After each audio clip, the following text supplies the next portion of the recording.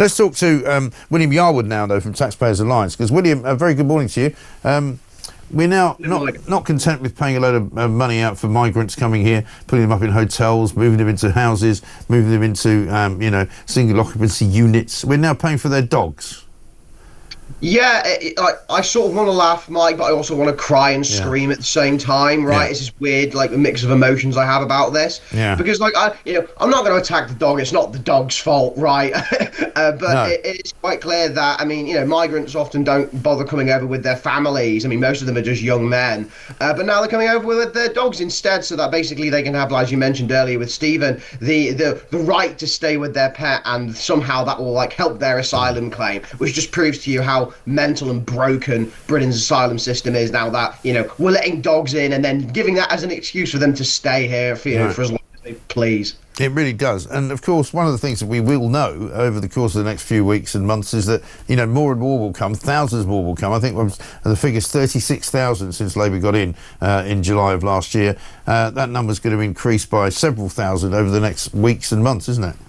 Yeah, it is, and the cost of taxpayers are just going to go up, and I think it costs about 42,000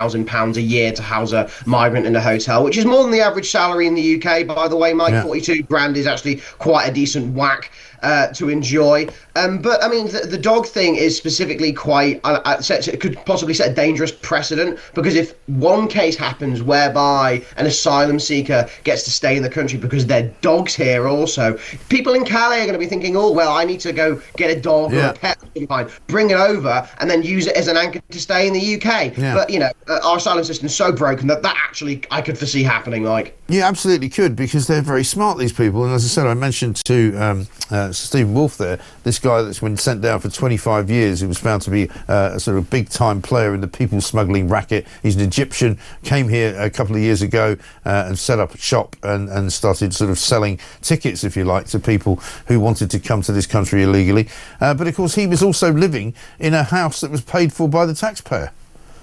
Yeah, indeed, lots of them do, Mike. Social housing is a big problem in this country, costing taxpayers billions of pounds every single year. And it's not just illegal migrants; it's economically inactive migrants living in big cities, in prime time areas where people like myself, young professionals, would like to live, Mike, but can't do because it's been given to people who shouldn't be here in the first place and are economically inactive. While I have to pay a decent amount of rent and pay taxes so that these people can enjoy their lives. So yeah, the social contract's completely broken in this country for that kind of stuff, and the asylum system is completely broken as well, but by the fact that migrants in Calais are now going to be thinking, oh, I need to get myself a cat or a dog or a bloody goldfish so that they can come over to the UK and get an anchored in the UK in that way. But yeah, it's like I said, I want to laugh, Mike, I want to laugh, but actually what I want to do is tear my hair out and scream. I know, I absolutely sympathise with you 100%. William Yarwood, thank you very much indeed from the Taxpayers Alliance.